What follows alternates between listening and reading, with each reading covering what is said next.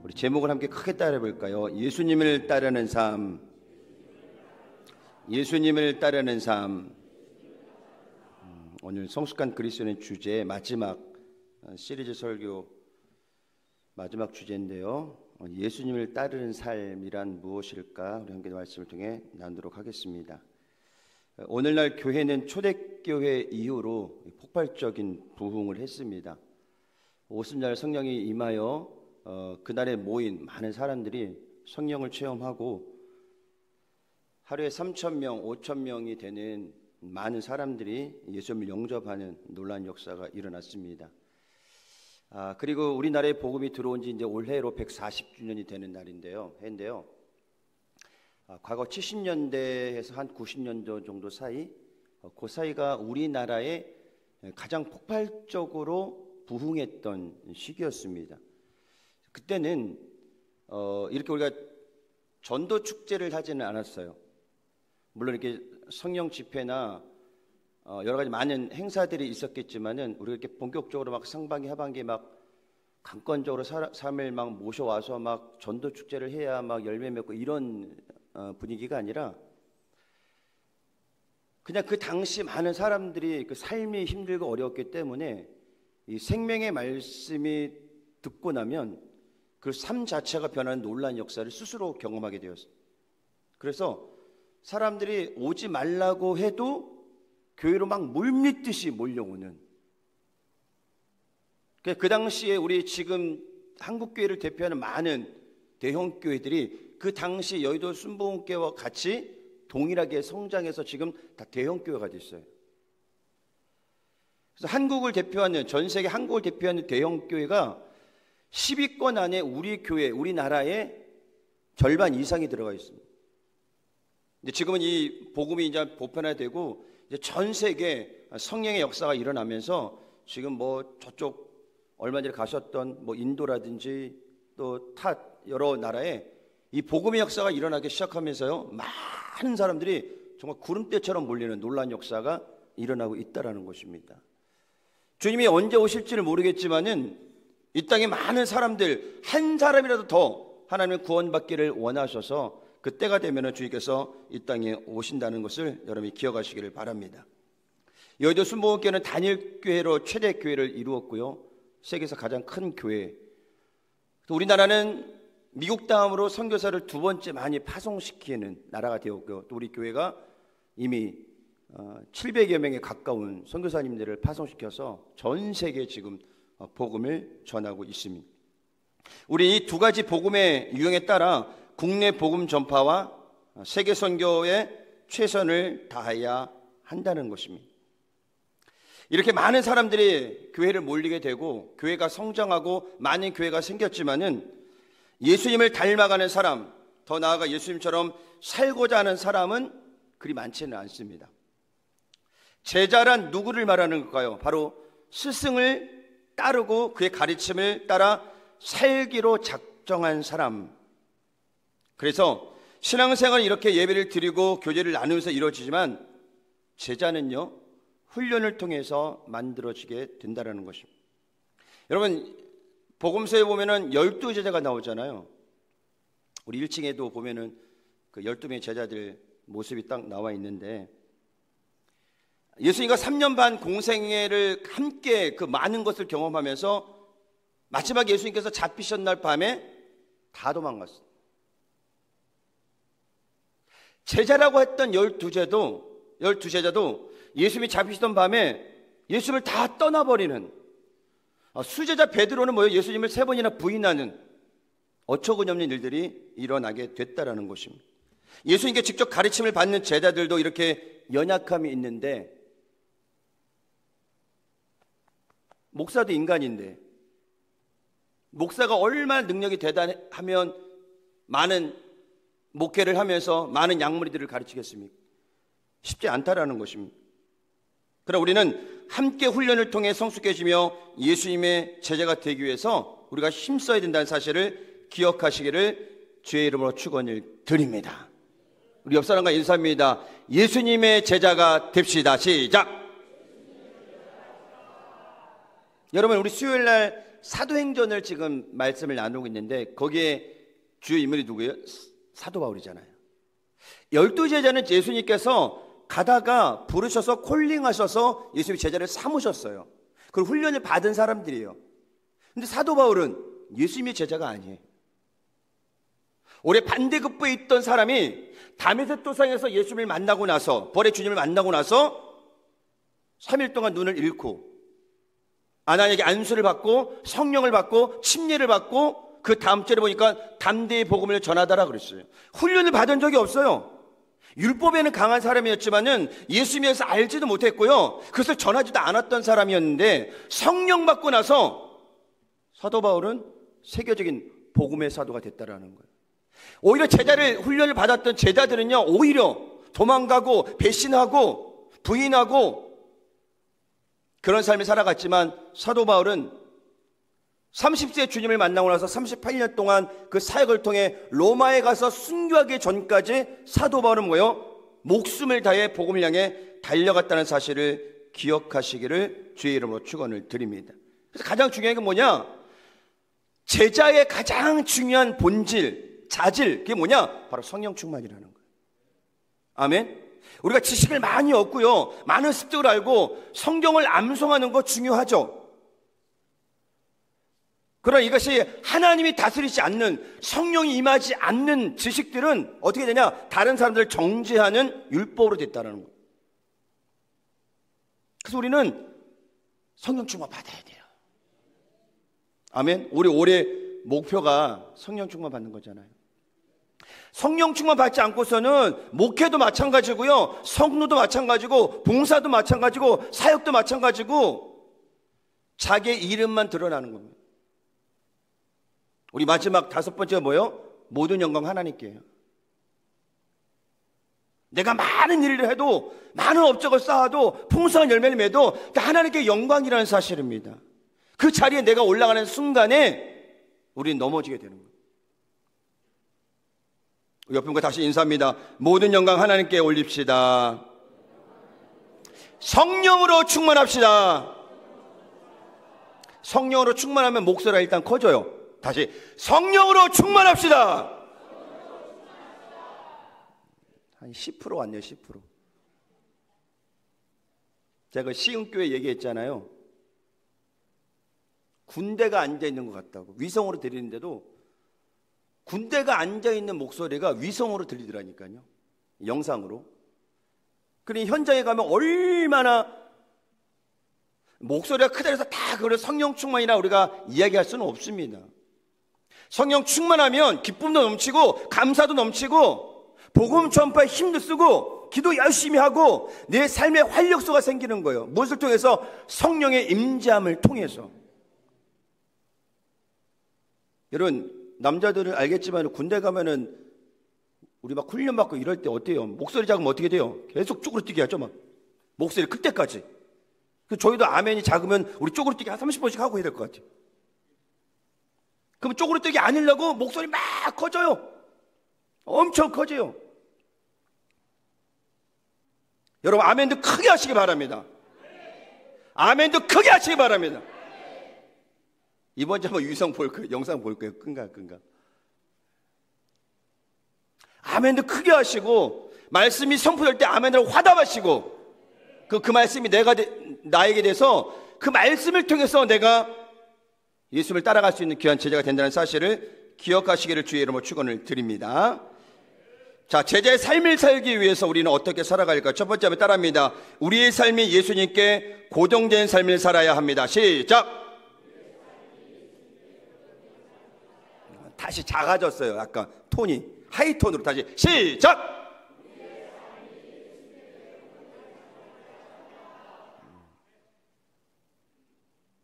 우리의 삶이 어디로? 예수님께 딱 고정이 돼야 돼요. 그게 목표입니다. 사도 바울이 끝까지 달려갈 수 있었던 건 무엇이냐? 내가 달려갈 길, 거기가 어디예요? 바로 예수님이에요.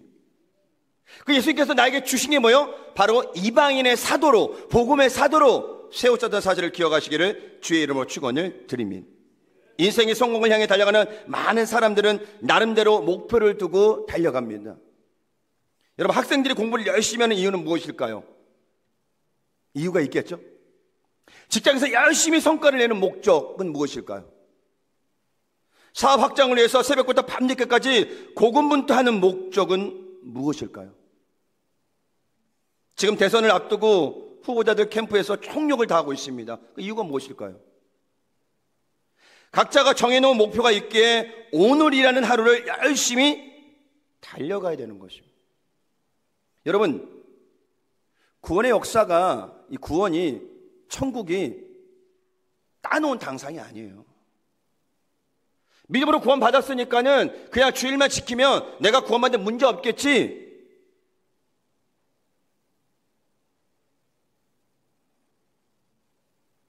우리가 마지막 시대라 그래요. 더 혼돈스럽고 전쟁도 일어나고 기근도 일어나고 지진도 일어나고 많은 이단이 생기고 나라가 어려워지고, 이런 현상들을 보면서 우리가 해야 될 것은 무엇이냐? 우리의 믿음을 견고히 지켜나가는 것입니다. 이 믿음을 잃어버리는 순간에 우리가 구원받았다라고 생각하지만요, 모릅니다. 마지막에 성화의 과정에 있는 우리는 열심히 달려가야 돼요. 여성분들 다이어트 하시나요? 안 하시는 분도 계시겠지만, 남성도 마찬가지고 내가 체중을 조절하기 위해서는요, 음식 조절하고요, 운동하고요, 계속 유지합니다. 그거 유지 안 하면 어떻게 해요? 요요 현상이 일어나요. 신앙생활에 우리가 그 칭의를 통해, 회심을 통해서 주님을 만났어요. 그럼 우리 뭐 해야 되냐? 열심히 이것을 지키기 위해서 성화의 과정, 거룩을 향해서 날마다 달려가야 돼요. 그 과정이 있는 거죠, 우리가 지금. 근데 이게 싫다 그래서 도태돼 버리면 의미가 없어져 버리는 거예요. 사도 바울처럼 목표를 향해서 계속 달려가시는 저와 여러분이 되시기를 주의 이름으로 축원을 드립니다. 10년 전 출간된 마시멜로 이야기가 있습니다. 책 하단에 보니까 이렇게 써 있는데요, 당신의 오늘을 특별한 내일로 만드는 소중한 지혜. 그 책의 내용이 보니까 4살짜리 아이에게 아이들이 좋아하는 마시멜로, 이게 하얗게 쫀득쫀득 생겨 있어요. 진짜 맛있어요. 요거를 하나 주고요, 15분이 지나 내가 올 때까지 먹지 말고 기다려라 라고 이런 실험을 해봤대요, 두 아이에게. 근데 한 아이는 15분을 기다리더래요. 근데 한 아이는 눈앞에 있는 마시멜로가 이거 참지 못하겠네, 내가 상급을 안 받거나 하나 더 안 받아야지, 이거 내가 아우 나는 안 돼, 도저히 안 돼, 그거 확 먹어버린 거예요.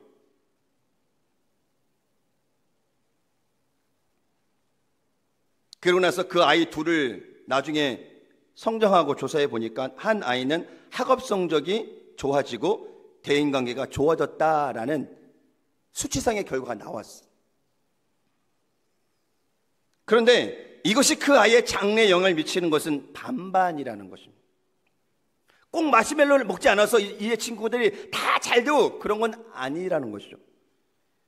이 이야기가 좀 더 깊은 의미는 무엇이냐? 하루 일과 중에 개인적인 일이든지 비즈니스 업무든지 적당히 손쉽게 만족하려는 모든 것이 바로 마시멜로라는 거예요. 적당히. 신앙생활 적당히, 기도하는 거 적당히. 저는 제 자신이 적당히라는 말을 가장 싫어합니다. 사역하고 나서부터 그렇게 달려온 것 같아요.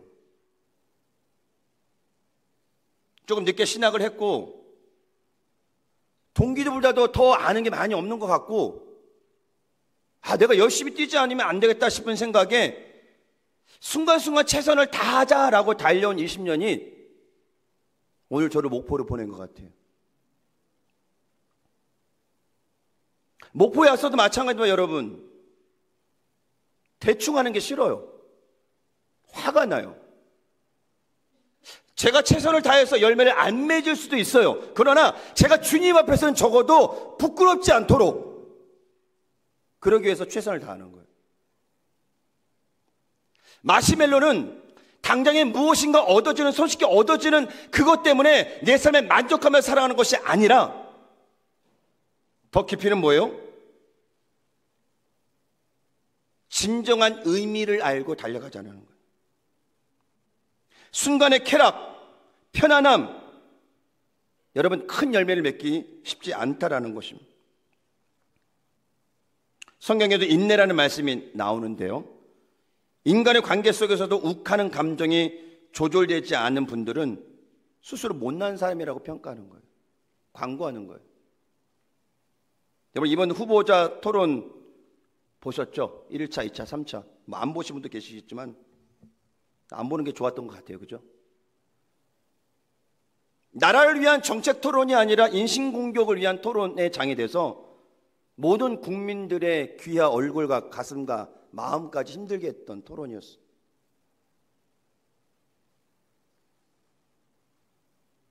그런데 이 책이 우리에게 전하고자 하는 것은 무작정의 인내가 아닙니다. 내일의 성공을 위해 오늘 내가 어떤 준비를 해야 되는지에 더 강조점을 두고 있는 건데요, 내 인생의 마시멜로를 위한 5단계 계획을 그 책에서 이야기하고 있는데요, 한번 보여주시고 한번 따라해 볼까요? 시작. 내 인생의 마시멜로를 위한 5단계 계획.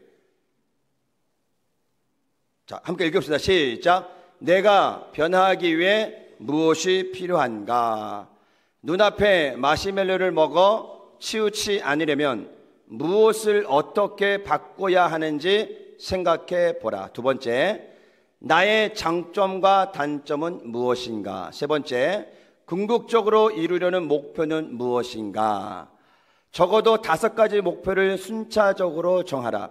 그리고 목표에 도달하기 위해 해야 할 일을 적어라. 네 번째, 목표를 달성하기 위한 계획이 있는가?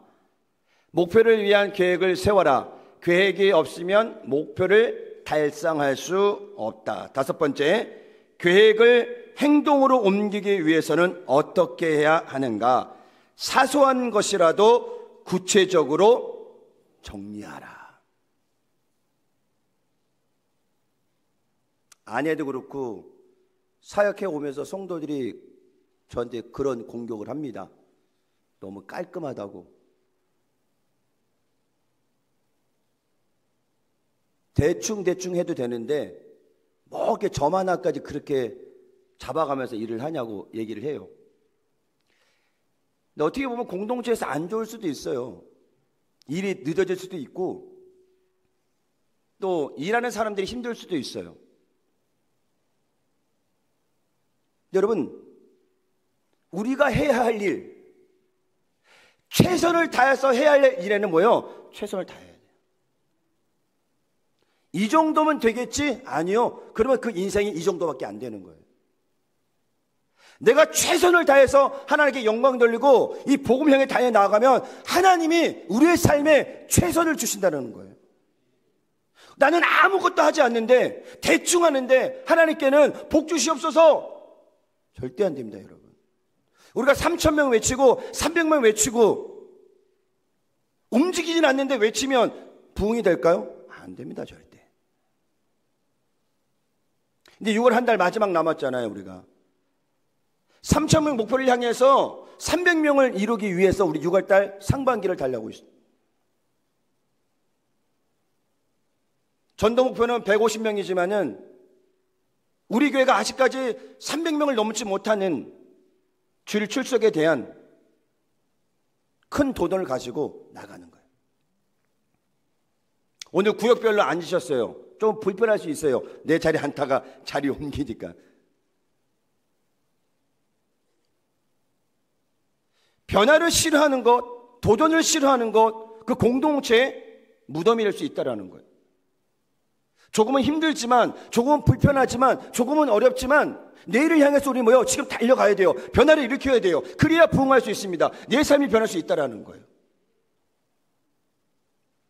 저와 여러분들이 그런 도전을 가지고 한 걸음씩 달려가시기를 주의 이름으로 축원을 드립니다.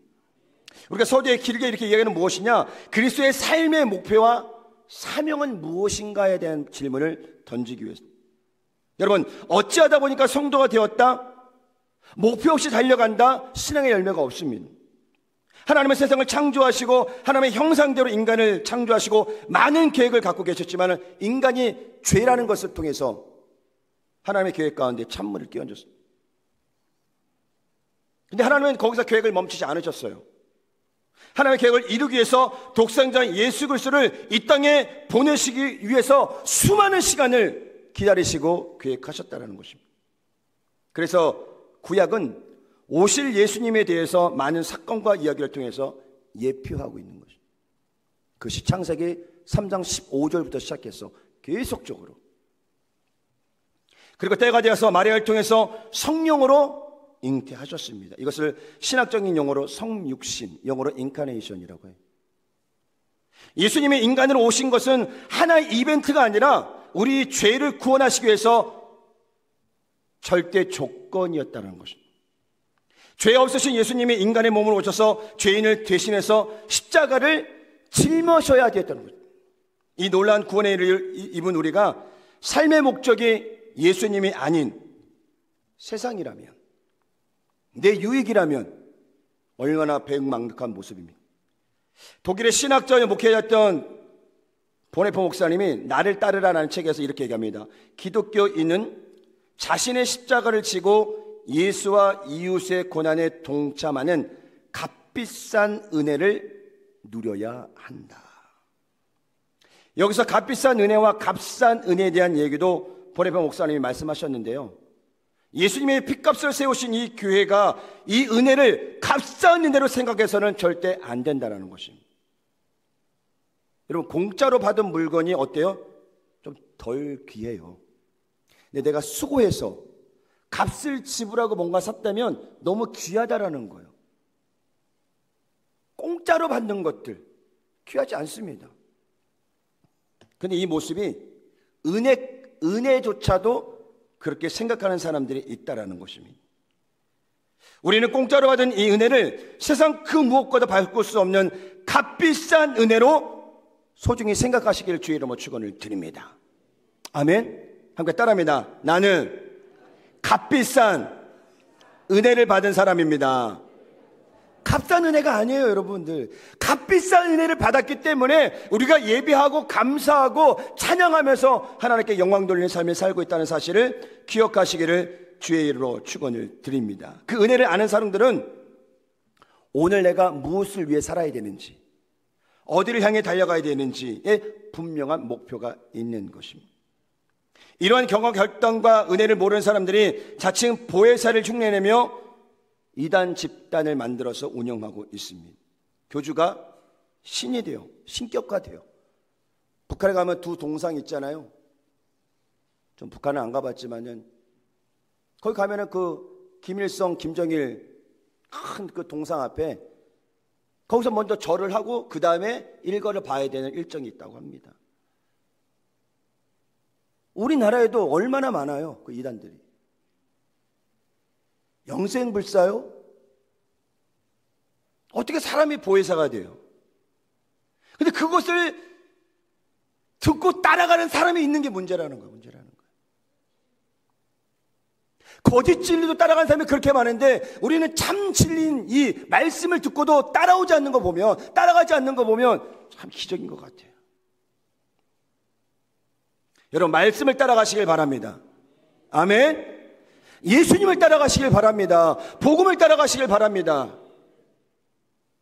그럴 때 하나님께서 우리 삶에 놀라운 기적을 베풀어 주신다는 사실을 기억하시기를 주의 이름으로 축원을 드립니다. 그래서 오늘 말씀처럼 우리는 세상이 아닌 예수님께 고정된 삶을 살아야 됩니다. 이는 구속이 아닌 진정한 자유를 위한 결단이라는 거죠. 여러분, 아버지의 분깃을 가지고 떠났던 아들이 돈이 있는 동안에는 아주 행복하게 살아왔을 것 같아요. 친구도 많고 마음대로 뭔가 할 수 있는 자유가 있었어요. 근데 여러분, 그게 자유였나요?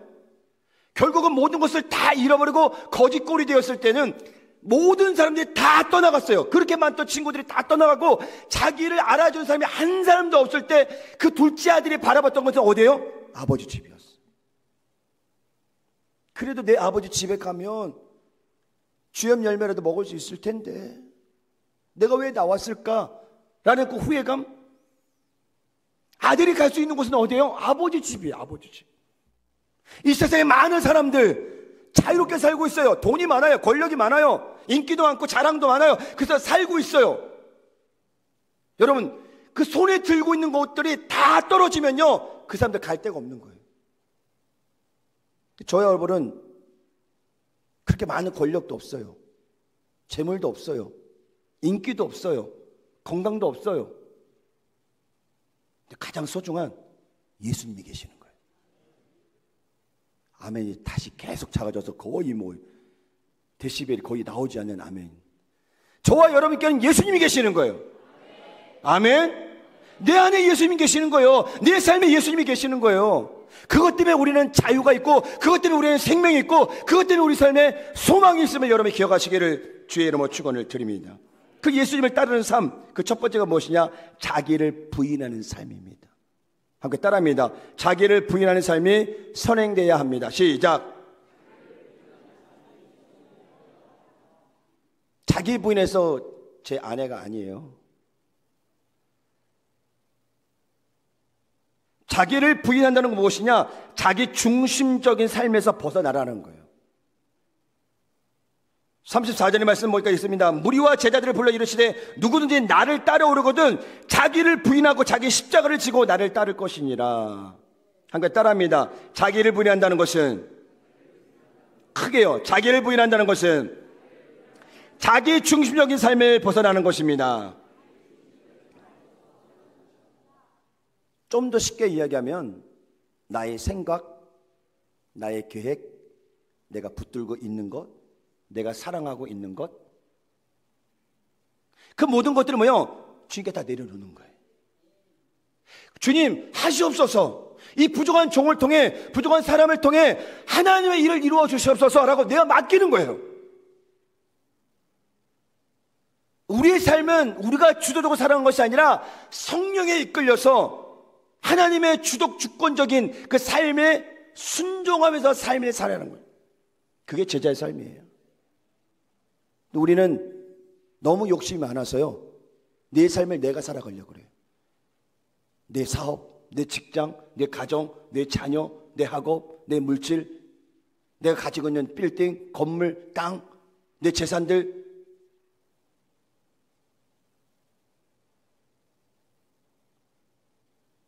여러분, 불면 날아가는 것이 인간이에요.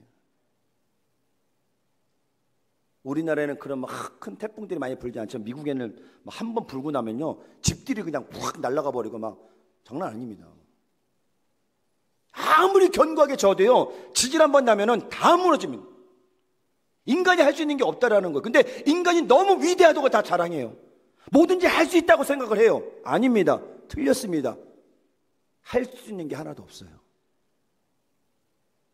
그래서 우리는 나의 중심적인 모든 것을 다 내려놓고 하나님께만 초점을 맞추는 귀한 삶을 살아가시기를 주의 이름으로 축원을 드립니다. 첸트리의 자기 부인의 책에서 이렇게 얘기합니다. 십자가를 지라는 명령은 노련한 병사들뿐만 아니라 신참 병사들에게 주어지는 명령이다. 이 명령은 하나님의 군대에 들어가기 위한 전제 조건이다. 자기 부인의 십자가 없이 그리스도인이 되는 것은 절대적으로 불가능하다. 그래요. 자기 십자가를 짊어지지 않는 것, 자기를 부인하지 않는 것, 그리스도인이 아니라는 거예요. 문의는 그리스도인이 될 수 있죠. 성도가 될 수 있죠. 주일에 교회 나오니까, 성경책 들고 있으니까, 사도신경하고 주기도문을 할 수 있으니까, 십계명 외우고 있으니까는 적어도 성도라는 이름을 가질 수 있죠. 그러나 예수님을 따라가는 삶은 살 수 없다라는 거예요.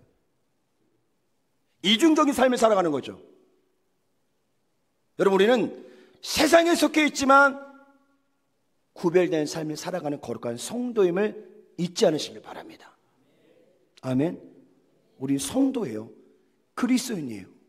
예수님을 따라가는 제자라는 삶을 여러분 기억하시기를 주의 이름으로 축원을 드립니다. 지금 우리는 예수님을 위해서 무엇을 포기하며 살고 있는가? 여러분 스스로에게 질문을 던져보시기를 바랍니다. 빌립보서 2장 6절에서 8절 말씀입니다. 함께 같이 읽겠습니다. 시작. 그는 근본 하나님의 본체시나 하나님과 동등됨을 취할 것을 여기지 아니하시고 오히려 자기를 비어 종의 형체를 가지사 사람들과 같이 되셨고 사람들의 모양으로 나타나사 자기를 낮추시고 죽기까지 복종하셨으니 곧 십자가에서 죽으심이라. 예수님은요 철저히 자기를 부인했어요. 그리고 예수님이 짊어져야 될 십자가를 피하지 않으셨어요. 여러분, 내 힘과 내 지혜로 인생을 살아간다는 것이 가능하지 않습니다. 인간이 얼마나 많은 시행착오를 겪으며 살아가는지를 모릅니다. 지금 대한민국은 12년 계엄으로 엄청난 폭풍이 불고 있는데요.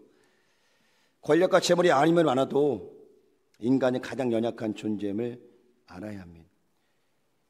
그래서 그리스도의 삶의 가장 아름다운 모습은 무엇이냐? 함께 따라합니다. 청지기의 삶.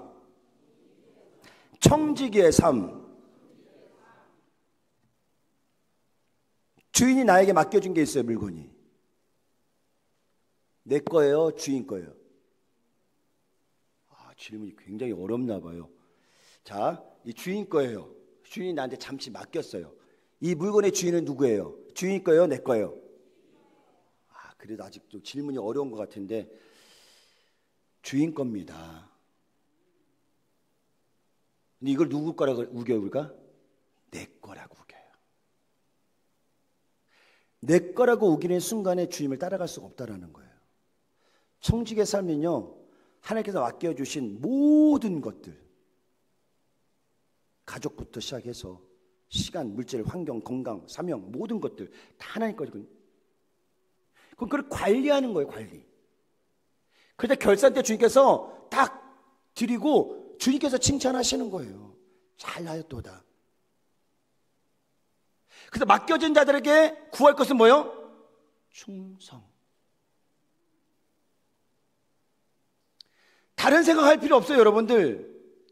그게 성경이 이야기하는 순종이고 복종이고 예수님께서 십자가를 짊어지신 사건이라는 사실을 기억하시기를 주의 이름으로 축원을 드립니다. 누가복음 16장 10절에 말씀합니다. 지극히 작은 것에 충성한 자는 큰 것에도 충성되고.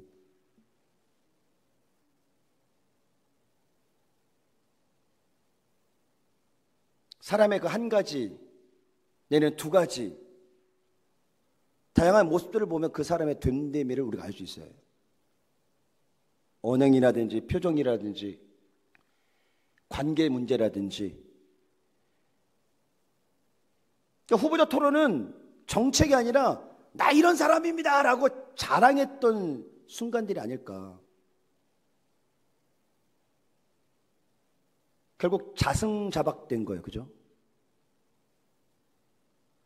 오히려 나 부족합니다. 나 연약합니다. 그래 열심히 한번 해보겠습니다. 그 자세가 오히려 국민들에게 한 표를 더 받을 수 있는 모습이 아니었을까 생각이 들어요. 누군가를 지적하고 내 잘난 모습을 이야기하는 거 건강하지 않다라는 거예요. 자기를 부인하고 예수님을 따라가는 삶, 그것이 그리스도인의 삶의 모습이 된다는 사실을 기억하시기를 주의 이름으로 축원을 드립니다. 두 번째는 자기 십자가를 지는 삶을 살아야 한다는 것입니다. 누가복음 9장 23절에 보니까 또 무리에게 이르되 아무든지 나를 따라오려거든 자기를 부인하고 날마다 제 십자가를 지고 나를 따를 것이니라.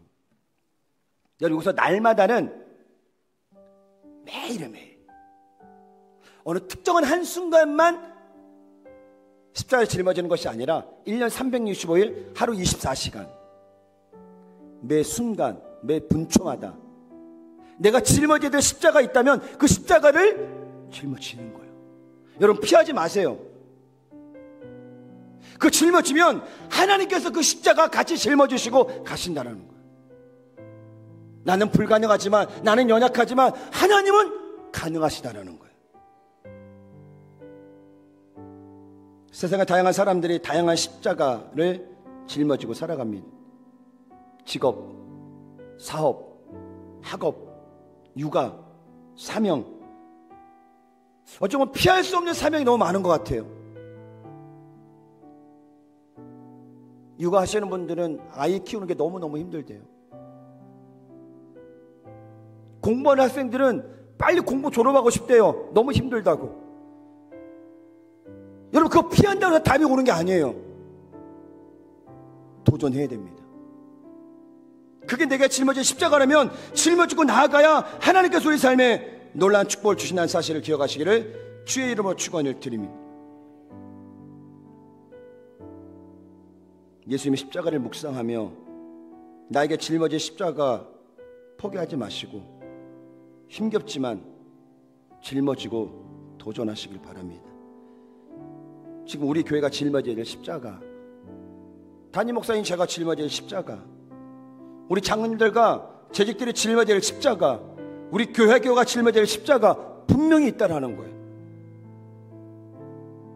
그래서 사도 바울의 나는 날마다 죽노라 이 한마디가 오늘 모든 설교의 함축적인 선포인 것 같아요. 한번 고백합니다. 나는 날마다 죽노라.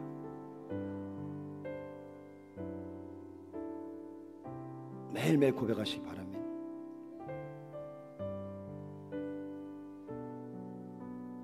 내가 죽든지 죽지 않든지 예수님은 영원한 삶을 살시고 우리와 함께 하실 변함없습니다. 그럼 우리가 예수님을 따라가려면 내가 죽어야 돼요. 그 죽지 않으면 우리를 통해서 아무런 역사가 안 일어나는. 오늘 우리가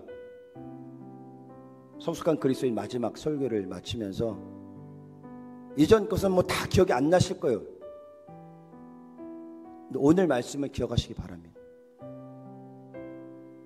나는 예수님을 따라가는, 예수님만 바라보는